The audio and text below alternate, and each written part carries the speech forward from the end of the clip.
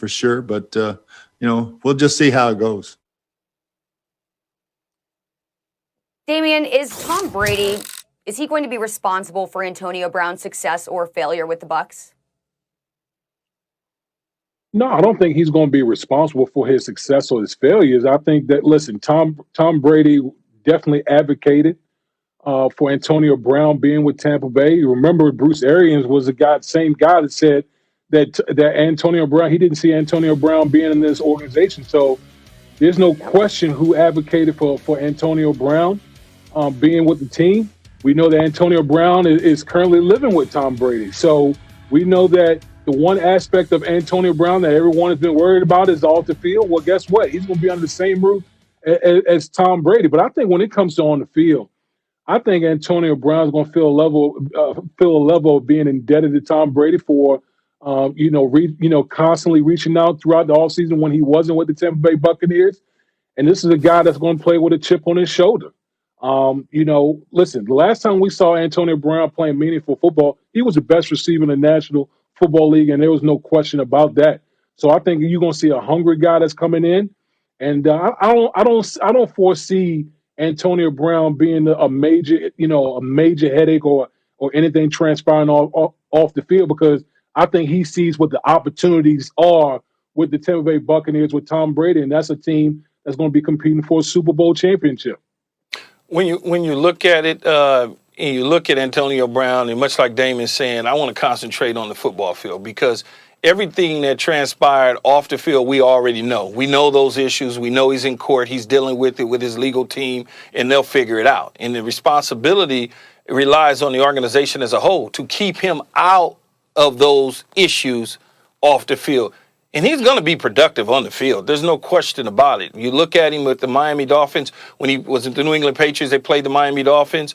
Tom Brady, Bill Belichick, Josh McDaniel put an emphasis on making sure that Miami knew that he was on the football field. I don't see where the Tampa Bay Buccaneers aren't going to do the same thing. Byron Leftwich is going to make sure, and Tom Brady's going to make sure that if he's playing 20 to 25 to 30 plays, that when he's on that football field, those plays count. He's doing something. He's just not standing out there like a cardboard cutout and all of a sudden he's not paying attention to what's going on around him. He can lose interest by doing that. So you want to make sure that he is an intricate part of what you're doing on an offensive side of the ball, because they certainly can utilize him and need him down the stretch with Chris Godwin in and out of the lineup, Mike Evans being your big play wide receiver in the red zone, Gronkowski being that big play wide receiver in the red zone, and Scotty Miller doing what he does. And you add AB to the mix, a guy who clearly was on a path as a Hall of Fame type wide receiver prior to some things happening in Oakland and getting his career somewhat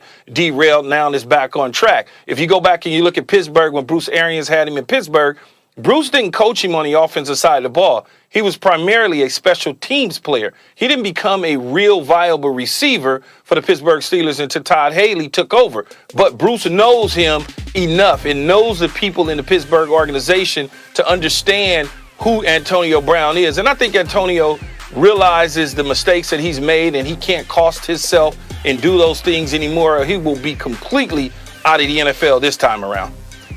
Two things. Number one, how weird was it to see Bruce Arians without his Kangol on? That completely threw me, seeing that whole thing talking about Antonio Brown, number one. Number two, I don't know what was a better selling job. Tom Brady convincing Bruce Arians that Antonio Brown should join his football team, or selling Mrs. Tom Brady that Antonio Brown's going to be aboard in the Brady household. So Tom Brady's got that kind of stroke to make that work. I think he's completely responsible for AB's success or failure, because Tom Brady has let it be known we have the kind of football team right now that we can go get it in the NFC. We got a bunch of filthy McNasties on defense, led by David and also Devin White, they're outstanding linebackers. But now we need to relieve some pressure on Mike Evans and Rob Gronkowski, and as well as Tom Brady. You bring in Antonio Brown, I don't know what his pitch count is going to be, but it's going to be sufficient enough that the Saints are going to have to honor him when he's on that football field. And Keyshawn, you're exactly right. We know exactly what's gone on in the past with Antonio Brown. That doesn't mean that that's not going to be a storyline that people are going to watch, especially in the locker room of the Tampa Bay Buccaneers. You can have Tom Brady speak up for you. You can have Russell Wilson speak up for you in Seattle. The same thing Lamar Jackson, Baltimore, speaking up for Antonio Brown. But until you're actually around that guy in the locker room, there's always going to be kind of, okay, we know he can play, but will he go off the rails and will he derail what we're trying to do here in Tampa Bay? And Antonio Brown clearly understands this is his last shot to stay in the National Football League. His talent has allowed him to get another chance to be in the National Football League. But if he runs afoul of himself again, then he's not going to get that opportunity. Tom Brady was willing to risk that, knowing kind of talent that he brings to the table to make this a better football team, a more explosive offense to help him, and also that running game. So whether this works or not, it's going to be at the feet of Tom Brady because he convinced his coach and his team he's worth that risk despite the past. And he also convinced his wife, hey, it's okay, honey, to have him in the in-laws' house because he's going to be a good tenant with us as he plays with us for Tampa Bay. Here's what I would say about all that. I think Tom Brady understands. He stayed with Tom Brady for a short period of time in New England. So inviting him into the home, I think that they got that covered. I think the house is big enough where they're going to be able to get their separation and get away from one another at times. But when you talk about on the field or in the locker room, players know what they got in the locker room.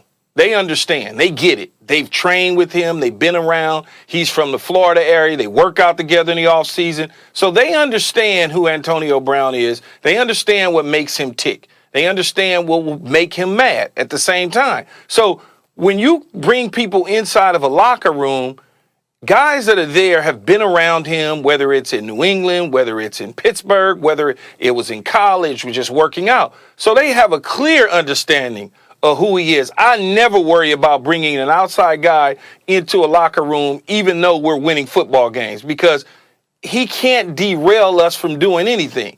He is on a game-to-game basis. The moment that he gets out of line, the first thing we decide to do as a team is move on without him. You saw the New England Patriots do it. They were ready to embrace him. They did embrace him. But the moment that the allegations hit, they said, bye-bye. And listen, Key, you know this just as well as I do. When you on the outside looking in, particularly during the football season, it's a cold, cold world out there. So AB been looking at everything, looking at all these guys balling and playing, and that will give you some act right when you're in a situation like that. So AB coming to Tampa, right up the road from where he's from, where he lives at, this is a prime opportunity. And to be reunited with Tom Brady, I mean, what more could you ask for if you're Antonio Brown? That's why I don't worry about the off the field.